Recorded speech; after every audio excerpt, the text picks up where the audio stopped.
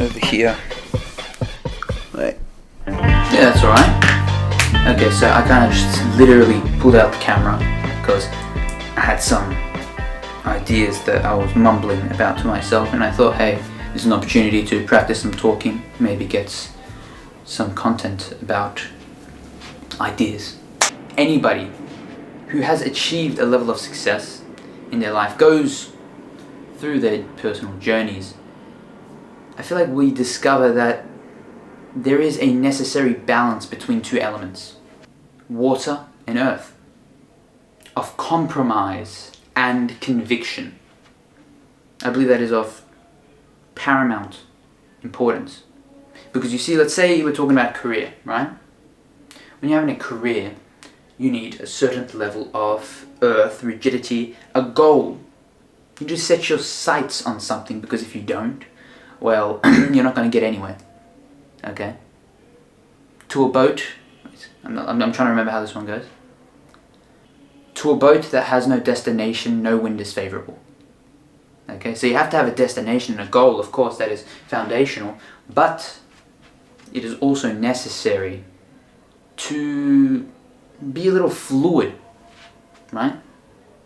You need to be able to compromise and maybe change your destination when another opportunity, a greater opportunity arises. For instance, let's say mentors. Okay, mentors are absolutely necessary. Okay, if you find a good mentor, it bolsters your chances of success for your career. Multiplies your chance of success exponentially. Okay, and so let's say you want to get into finance. Okay, you want to become a good trader or something like that. However, you don't know anybody who's a trader. None of your friends are interested in trading. Now, what you can do from here is that maybe you can position yourself in a place where you can meet people who are good at trading or are interested in trading, and you can make friends that way and ingrain yourself to a greater extent in that world.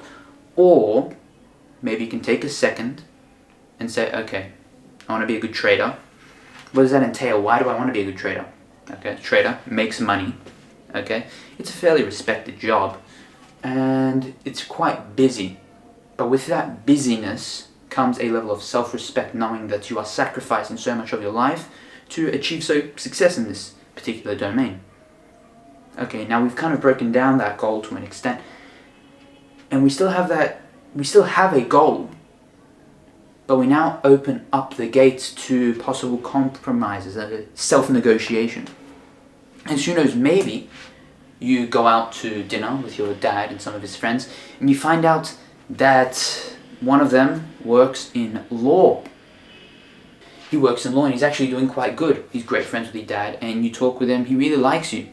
And you see that there's a possibility for maybe a mentorship there. I'm not saying that you have to jump the gun here, but I'm saying you have to notice that there is a particular opportunity here that has presented itself to you and not to many other people. Okay? And to completely neglect it would be a little stupid. A little stupid. Okay, now let's say that you took that particular mentorship with your father's friend who works in law through accessing this particular unfair advantage that is available to you. You are able to get ahead in this law business further, faster than other people would have. And I'm not saying you have to completely, throw away and scrap the financial aspects of it. Who knows, maybe you can work in financial law. And over here, what you have achieved is self-negotiation. Find out what you're willing to compromise on between the ideal and the real. And through that interplay between the ideal and the real, we're able to come to a conclusion, find a pathway which offers us great benefits. Obviously, that's just one example, very literal example, but I was just trying to illustrate here this idea of needing an interplay between conviction and rigidity, as well as adaptation and fluid thinking.